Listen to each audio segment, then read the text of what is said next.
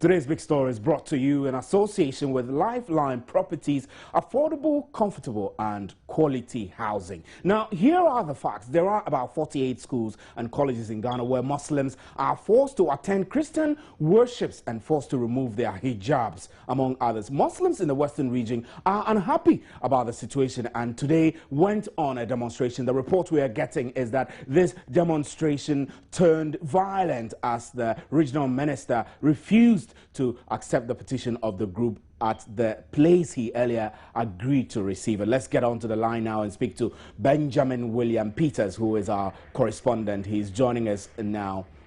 Before we speak to Benjamin Peters, let's take excerpts of the demonstrations.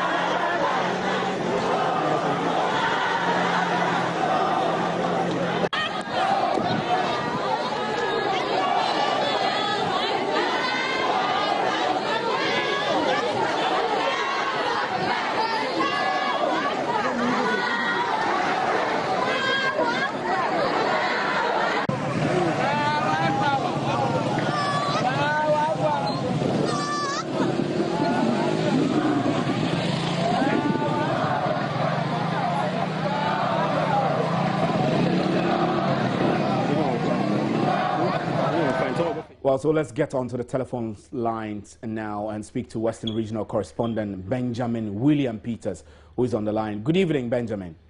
Good evening, Stephen. So tell me exactly what happened. You reported to us earlier that the demonstrations turned violent. What happened?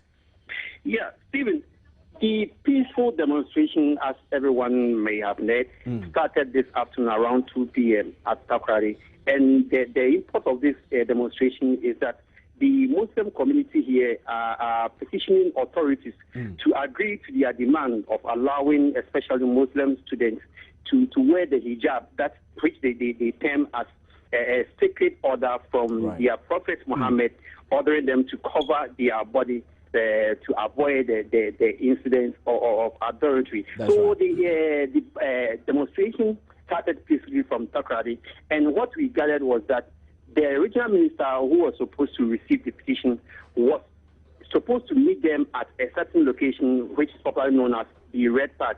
It is closer to the Sekendi Jendu Park. So that was where the regional minister was supposed to meet the demonstrators to receive their petition. But upon getting there, no official was available to receive their petition. So they had to stand in the sun for close to about 40 minutes, and they called the regional minister. And what the convener told us was that he said there was some miscommunication, so he can't come over to receive the petition at that agreed location. I see. So this angered the demonstrators who took if I can say, the law into their own hands and decided to rush to the Regional Coordinating Council to meet the regional minister. Right. And so Benjamin, let me pause you. We need to clarify so that we don't get the impression that there was excessive violence when there was none. So tell me, they got angry and then they rushed to the regional minister's office. What did they do there? Did they cause destruction, or they were just there chanting and voicing their anger? Exactly what happened there? No distraction was caused, but they were chanting Allahu Akbar as usual. But that's right. What nearly resulted into the violence was when they got to the main gate, that is the main entrance of the Regional Coordinating Council, the police thought their number was a threat to them. Okay. So they closed the gate of the Regional Coordinating Council, and their men were on guard, preventing the demonstrators from entering. But unfortunately, the number of the demonstrators outnumbered the police. So they had to find their way through, and it resulted in a few misunderstanding between them and the police. So they went to the few skirmishes. Were there an actual clash where, for example, the police had to forcefully remove these angry protesters from the premise, or what? That was the initial, maybe that was what they wanted to, but they couldn't have their way through because the demonstrators outnumbered them. So in earlier development, they prevented them from entering the main gate. Okay. But they pushed their way through and rushed to the premises. But there were no injuries as far as you know. No injuries. Sorry. And nobody died, of course. No. Nobody died. And the police didn't have to use tear gas and batons to disperse the angry mob or something? No, that's what happened. But they quickly had to find another route to get to the office of the Regional Coordinating Council to safeguard the regional minister. So even before the demonstrators got to the regional minister's office, the regional minister, together with deputy and other entourage, were already standing in front of the coordinating council to receive the demonstrators. All right, that's very fine. But William Benjamin Peters, before you go, tell me how security arrangement was like. I mean, through the route of the demonstration, what did you observe? Yeah, security, I must say, was very tight. And even the demonstrators themselves were commending the security for the way they comported themselves.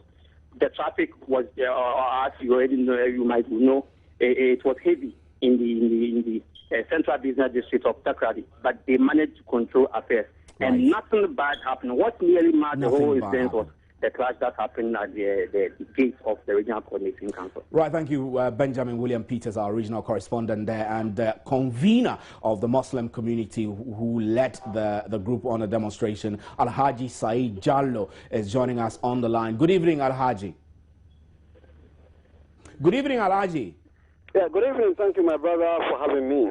Thank you very much for joining us too. Now, let's talk about the issues which you demonstrated about. One of the things that you are not happy about is the fact that Muslim women in schools, public places, and colleges are not allowed to wear their hijab. You want this changed? You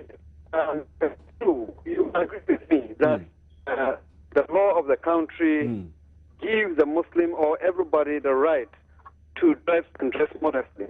And it doesn't make exceptions when it comes to the issue of going to school or work. So the problem we are having is that many of the institutions in the country are frowning upon the hijab. They don't allow the Muslim lady to wear the hijab when she's going to school. They don't allow the Muslim lady to wear the hijab when she's going to work. And you will agree with me, when you go to other countries, nurses, students, bankers, doctors, all of them, if they are Muslim ladies, they have the liberty to put on the hijab. But unfortunately, it is not the same in Ghana. Now, when you senior high schools in Ghana, the Muslim students are compelled to attend church services when they are not Christians. We understand why the person who says La ilaha illallah Muhammadur Rasulullah will go to a church and say God the Father, God the Son, and God the Holy Spirit. The person doesn't believe in that. So why should you compel the person to go into that? So these are some of the issues that we are seeing, that we need to make some changes. And the people who have this institution under their care should try as much as possible to ensure that it doesn't go on. So this is all we are having. This is all you are saying. Now, were these captured in the petition that you took to the regional minister? Oh, definitely. I don't know if you read or you went through when I was reading the petition. I brought all these issues up. And fortunately, the regional minister, who I know is a very calm person, calmly informed us that he was happy with the way we comported ourselves. I heard one of your people saying that there was miscommunication. Yes, there was miscommunication because the regional minister was supposed to have come to the park to receive the petition. But unfortunately, he couldn't make it because in the letter we gave to him, that is exactly what we spelled out in the letter. But unfortunately, he couldn't come for it there. We waited and waited for about 45 minutes.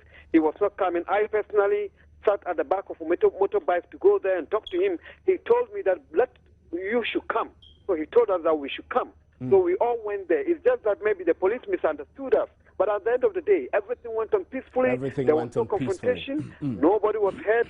And now the regional minister himself is telling us that he is going to ensure that the president gets hold of the petition, and he believes that the concern we are raising will be addressed. And this is what we are waiting for, inshallah. Alhaji Said Jallo, we're grateful for your time on today's Big Story. Jallo is the convener for the Muslim community in the Western region, which is demonstrating against what they call discrimination. Earlier, our reporter told us that there were some forms of confrontation at the regional minister's office when the agreed location of where he is expected to receive the petition was changed without due notice.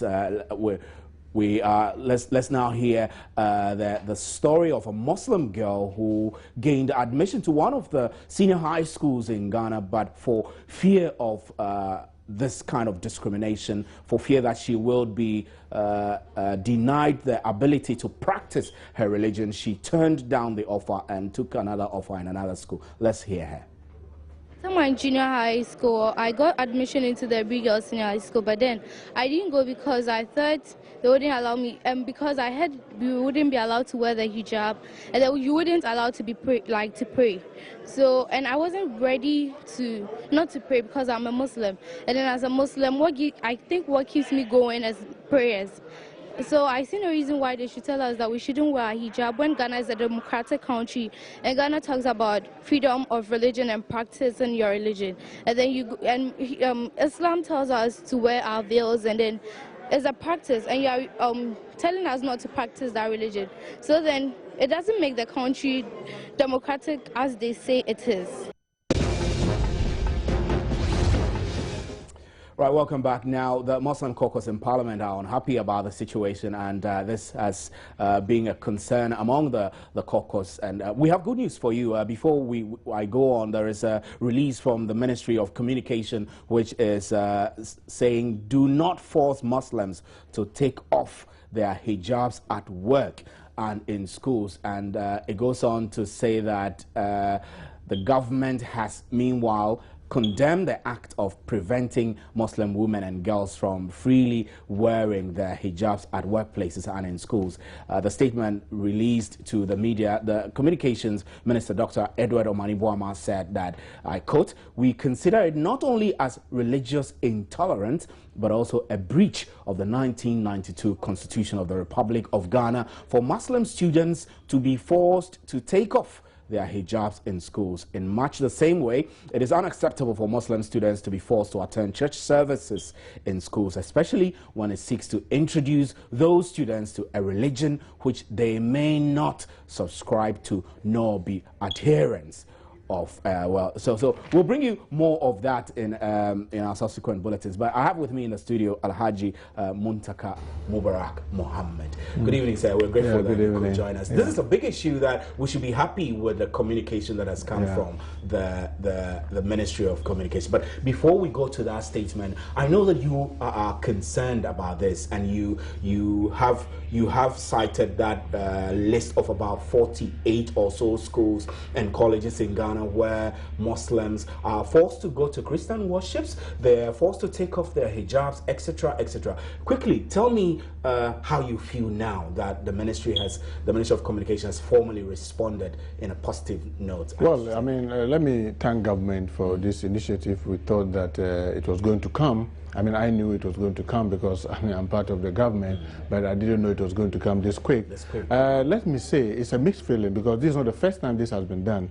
I remember His Excellency the President have done it several times, and that's why the Muslim caucus and the community leaders rather went to the Peace Council, because we thought that if this communication comes and people still insist, if we are not careful, we're going to turn confrontational. That's right. Because we knew that this is, if my memory serves me right, this might be about the 5th or 6th time that this has come from government, yet you continue to see the practice on the ground being affirmed. So what do you want to see done so that this practice is completely eliminated from the schools and colleges? With the greatest of respect, we met the Peace Council on Wednesday around 11 a.m.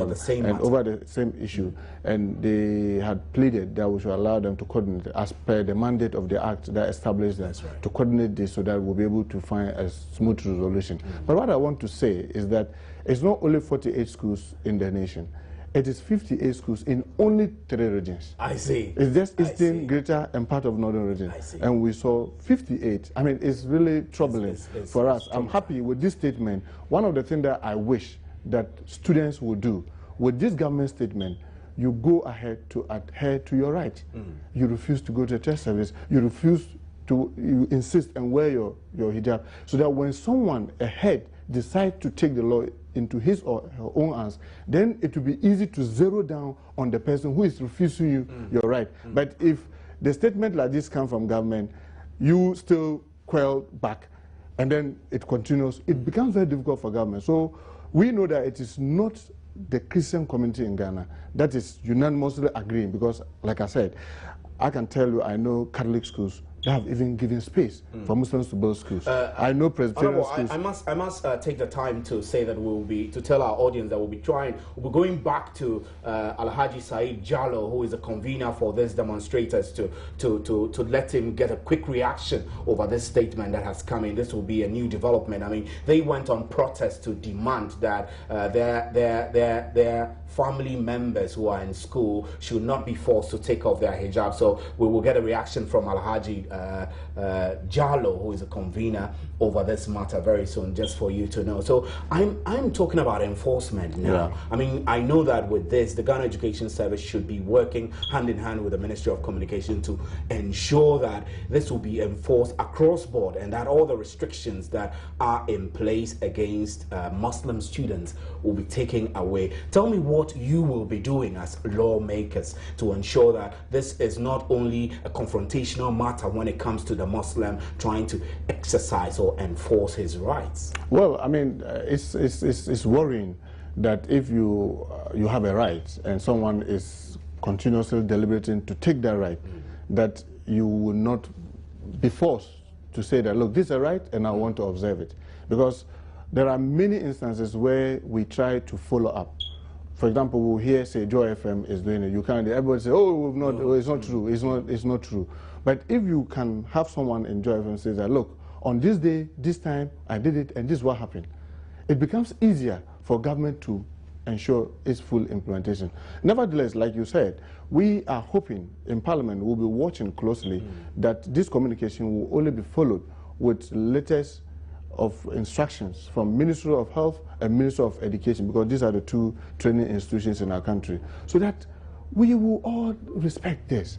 I mean, I don't think this is too difficult for us. If there are some guidelines that we all want to set, let's sit around, because look, since this thing started, we've scanned so many of our laws, and we don't see anywhere where it's stipulated that you say that, oh, maybe even this law is against the Constitution. It's just individuals' enthusiasm. And we thought that we've lived so peacefully. I mean, long before independence, we've coexisted. This is not the time for us to allow this, for me, this petty issue to come in between us. Because, I mean, most of us, PSEC, I had a cousin who was attending PSEC. They've given a place to pray. And during the month of Ramadan, they go the extent to support them with food and other things to enable them fast. And this is a Presbyterian school, or a school that is holding itself to the Presbyterian values. Yet they do this. What is more beautiful than that? I attended Tamale Secondary School, and even though it was not a mission school, we never saw this. I grew up respecting my Christian brothers and sisters. And to the extent that when I became a member of Parliament, you go to my constituency, they would tell, it is alien in my constituency to hear some of this, but it's happening somewhere. We hope that those who have decided to take the laws into their own hands will do well to make sure that we don't allow this to degenerate. Values are values. The Christian value, don't drink, don't womanize, don't take drugs. It's same. For those ones, all of us will welcome it. I'll be happy to see whether a pagan telling my child, please, don't drink alcohol, don't take drugs, don't do that, which is bad. But don't force the person into worship. That is our concern, because I keep saying that all the religions, from Buddhism to all, they have one language that is common. Do unto others what you want to be done unto you. If you, standing here, hears that your child is, you trust your child in my care, and the next moment I'm forcing that child to perform ablution and go into the mosque, I mean, you will lose your control. Because you say, how? This is not what I asked you to do. But if you hear, we are gathering the students, both Christian, whoever, in a room, we get psychologists, we get religious people who come and teach them moral values, not indoctrinating them, not forcing them to worship in a certain way. You'll be happy that, well, even though the person may be a Muslim or may be a Buddhist, the teachings is general. It's not, the person is not zeroing down your child to Buddhism or to so Islam. Do you see this as good news? This is super news. This is super news, and I hope that all of us, both the Muslim, the Christian, the National Peace Council, will take advantage of this to make sure that this time around, this will be the last information that will be going. Well, yeah. So the latest on this is that the Ministry of Communication has issued a statement in which it is saying, do not force Muslims to take off their hijabs at school and workplaces. Government has condemned the act of preventing Muslim women and girls from freely wearing their hijabs at workplaces and in schools. In a statement released to the media, the Communications Minister, Dr. Edward Omani Boama, stated, we consider it not only as religious intolerance, but also a breach of the 1992 Constitution of the Republic of Ghana. Let's get to the telephone lines now. We were not able to get Alhaji Diallo, Said Jallo, to join us on the line, who is the convener for the demonstrators in the Western region, but we do have an Islamic scholar, Alhaji Ibn Sana, who is joining us now. Good evening, sir. Hello, good evening, sir. How are you, sir? Very fine, by Allah's grace, I'm fine. Great. Now, our key discussion tonight was over concerns that were being raised by Muslim groups and the Parliamentary Caucus on Muslim Caucus, that preventing students who go to school from taking off their hijab and forcing them to practice Christian principle is a violation against their right. And following up to that, the ministry has issued a directive that ordering actually that nobody should force anyone to take off their hijab. Quickly, I want to get your reaction or perspective on all of these, the protests that have gone on and the response that government has issued to this protest and other concerns that have been raised. I think that in the first place, I'm very happy about the government's response, and that is by issuing an unequivocal statement that no one should force a Muslim woman to take off his or her hijab, what we call hijab, the outer garment. And then, before I proceed, I also want to urge calm on the Muslim front. That's right.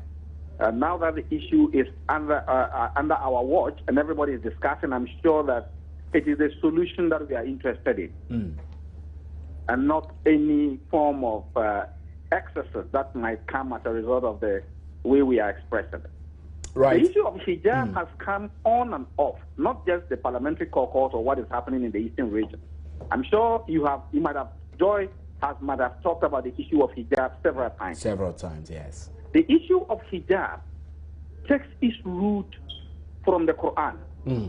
And then it is one of the central pillars of the Muslim home. The hijab, in essence, is a home. Hijab means a covering. That's right. And it is usually referred to the covering that covers the face down to the chest. And then contemporary meanings of it also refer to a set of covering from the face, leaving only the face up to the wrist and up to the ankles down. And it is a mandatory thing by all Muslim women, since the Quran sanctions it. Right, Sheikh, I'm afraid that we do not have a lot of time. We wanted to just take your opinion on the developments that have gone on so far, and we're grateful that you could. I feel that no Muslim woman should be forced to take off the hijab. The hijab, yeah. It is part and parcel of a set of laws, just like the prayer. You can't tell a Muslim not to pray. It is tantamount to asking a Muslim not to pray. And we follow a particular code of ethics. And while the Constitution, under the section of the freedom of religion, guaranteeing the freedom of religion of every citizen of Ghana, it's also mandatory that all people respect the fact that when the Constitution says that you can express whatever you should be whatever allowed to express it. Sheikh, we're grateful for your time. Quickly, Alhaji Muntaka Mubarak, let's wrap up with you. Now, this should put the matter to rest for those who are, for example, school authorities. I do know that this might come as a surprise to the system. I'm using this cautiously because, I mean, I went to a school where Christians go for church services and Muslims have to go. If you don't go, you are punished or you could be dismissed. But this is a new system. We've been trying to raise the Ghana Education Service on the line. We couldn't get them. So moving on, what would you say should be the approach for all parties involved, the educational authorities and to students and all civil society groups, in making sure that this order is applied seamlessly without trouble? Well, I mean, I believe that it's still very relevant. The National Peace Council still coordinates, because obviously we don't want to have a situation of excesses. We don't want people to take advantage of this religious freedom to abuse school system and break down order in school. We believe that we quickly have to meet, because if we are talking about hijab, we are not saying that, for example, nursing students should not wear the green and the white. We are saying that, look, let us still wear the green and white. Who want it to be a little down, like our Roman sisters, who want it to have hands, we just want to be sleeveless, so that we have a small veil. So we need to meet quickly. We need to work together so that we trade off. Because, for example, if you are a practicing nurse, you cannot wear the hijab, wear the one that you cover your face. How do you interact with the patient? Even I will not agree that if I go to a hospital, you say because you are a Muslim, you want to cover your face. So we need to meet and iron out this and coordinate so that both in schools and professions, we have some decency so that it's not abuse. Right, thank you very much. Muntaka Mubarak Mohammed is the Aswansi MP and is a Deputy Majority Chief Whip. I'm the Chief Whip. Chief Whip in Parliament. Okay, my name is Stephen Enti and thanks for hanging out with us. We'll be right back with the interactive segment. Do stay.